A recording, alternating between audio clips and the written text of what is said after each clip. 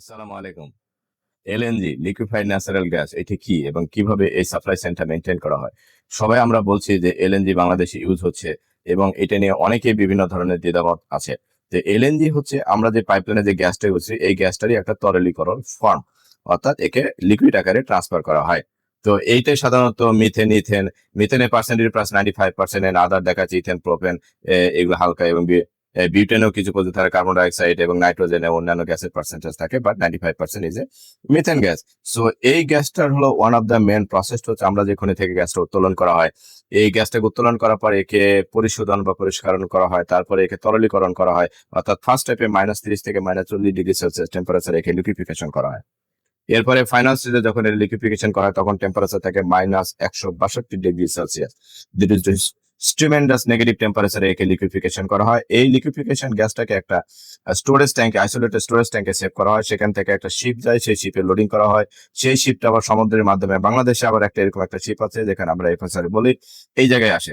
তো এই যে শিপিং বা সাপ্লাই চেইনের মাধ্যমে এখানে আসার পরে ওইখানে একটা প্রসেস আছে, এই লিকুইডটাকে আবার -161.5 ডিগ্রি সেলসিয়াসে যখন আমরা হিট করি, এই লিকুইডটা তখন গ্যাসে পরিণত হয়। এই গ্যাসটাই কিন্তু আমরা ন্যাশনাল গ্রিডে সরবরাহ করি এবং এটাই তখন ন্যাচারাল গ্যাস হিসেবে আবার বিভিন্ন ইন্ডাস্ট্রিতে আবার বা ন্যাশনাল গ্রিডে সার্কুলেট হতে থাকে।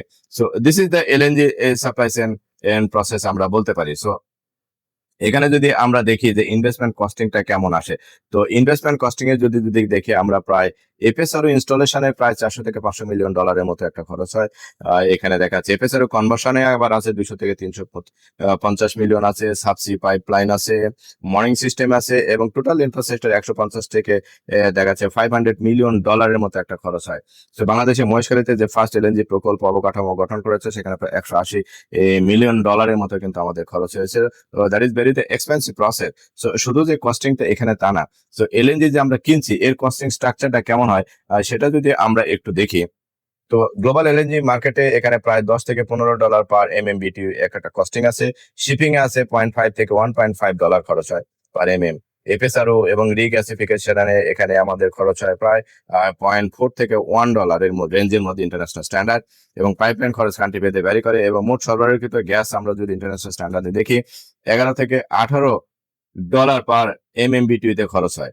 কিন্তু আমরা যদি 2026 সালের একটা স্ট্যাটিস্টিক দেখি সেখানে আমাদের খরচ পড়েছে প্রায় এই খরচটা যদি দেখি $23 থেকে $28 পার এমএমবিটি, অর্থাৎ গ্লোবাল স্ট্যান্ডার্ড মার্কেটে প্রায় দ্বিগুণ কস্টিং এর কারণে আমাদের এই গ্যাসটাকে কিনতে হয়েছে। তার ওয়ান অফ দ্য রিজন হচ্ছে ইউক্রেন, রাশিয়া এবং মিডল ইস্টের এই ওয়ারের কারণে কিন্তু এই ইম্প্যাক্টটা কিন্তু এখানে হয়েছে।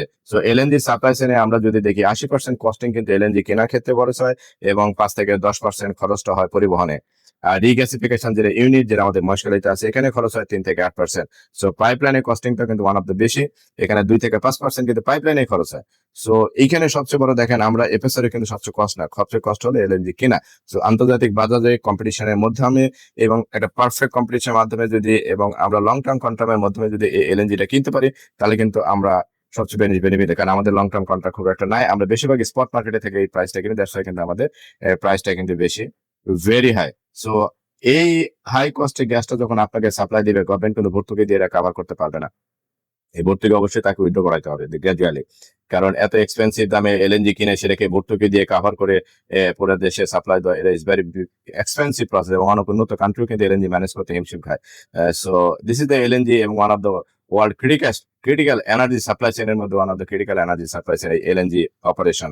So thank you very much, thank you for the understanding.